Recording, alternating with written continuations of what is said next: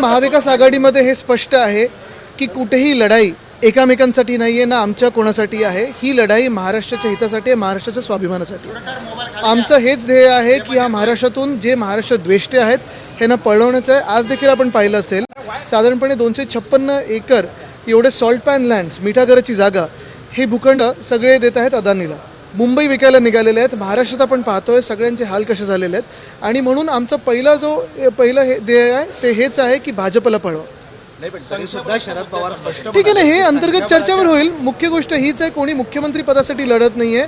आम्हाला सरकार ह्यासाठी बनवायचं आहे कारण जे महाराष्ट्र द्वेष्टे भाजप आहे त्यांना हद्दपार करायचं. पक्षाची मागणी होती की मुख्यमंत्री ती चर्चा आम्ही करत राहू. बघा तुम्हाला अजून एक सांगतो, सीट शेअरिंगच्या वेळी खेचताणी होणार. त्याच्यात असं कोणी वाटून घेऊ नका की काहीतरी तुटतंय, कारण खेचताणी ही झालीच पाहिजे. नाही झाली तर कोणाची ताकद नाही आहे. प्रत्येक सीट ही प्रत्येकाने मागितलीच पाहिजे, मगच आम्ही 288 सीटवर सगळ्यांना मदत करू शकतो. अजित पवारांनी एक ट्विट केलं आहे आणि त्यामध्ये त्यांनी लाडकी बहीण योजनाचं संपूर्ण क्रेडिट हे राष्ट्रवादीला दिलंय आणि त्यांच्या ट्विटमध्ये फक्त अजित पवारांची लाडकी बहीण असा उल्लेख आहे, ना मुख्यमंत्री ना उपमुख्यमंत्री. आता दुसरे हाफ DCM आणि जे घटनाबाह्य मुख्यमंत्री त्यांच्या ट्विटची वाट पाहूया किंवा कॅबिनेटमधून आपल्याला ऐकायला येतच काय काय होतं तिथे. महायुतीतून बाहेर पडले एक असं करतो, लेफ्ट राईट करतो.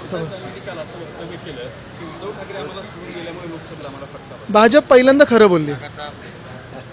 ठीक आहे, उद्या राहुल गांधी सांगलीत आहेत. उद्धव ठाकरे जाणार आहेत का? कारण महाविकास आघाडी नाही, मला उद्धव साहेबांचा कार्यक्रम माहित नाही.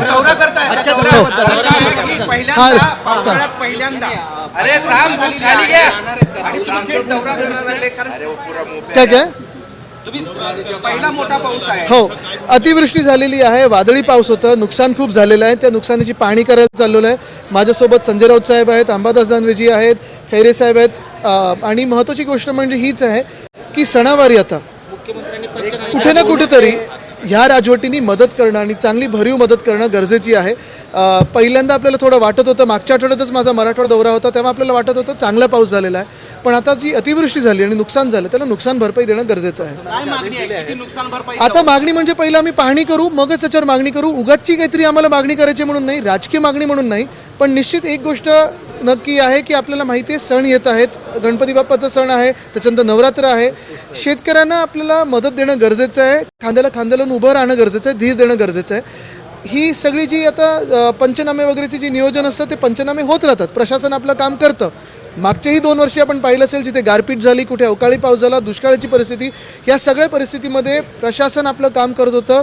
त्यांनी पंचनामे केले होते, पण कुठे 5 रुपयाचा चेक, कुठे 50 रुपयाचा चेक, असं होऊ नये ही आमची आग्रहाची मागणी राहील. सांगलीमध्ये उद्या राहुल गांधी येत आहेत आणि महाविकास आघाडीच्या प्रचाराचा नारळ तिथं वाढवलं जाईल असं बोललं जातं. नाही, आता नारळ अधिकृतरित्या महाविकास आघाडीचं जेव्हा वाढवलं जाईल तेव्हा आपल्याला कळवण्यात येईल. कारण मागच्या आठवड्यात देखील महाविकास आघाडीची जी सभा होती तेव्हा पण सांगितलं होतं की आता नारळ फोडणार, आता हे होणार. असं नाही आहे. जेव्हा अधिकृत सभा असतील महाविकास आघाडीच्या त्याच्यासाठी आम्ही सगळे येऊ. उद्याचा वैयक्तिक कार्यक्रम आहे त्यांचा.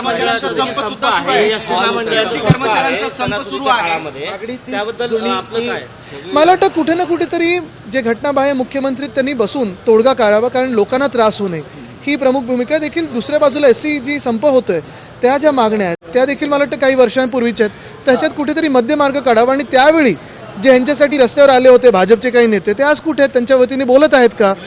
विलिनीकरणाचा मुद्दा आता एक्झॅक्टली. पण त्यावेळी जे आंदोलन करण्यासाठी भाजपवाले पुढे आग लावत होते, चाव्या मारत होते, ते आज कुठे आहेत?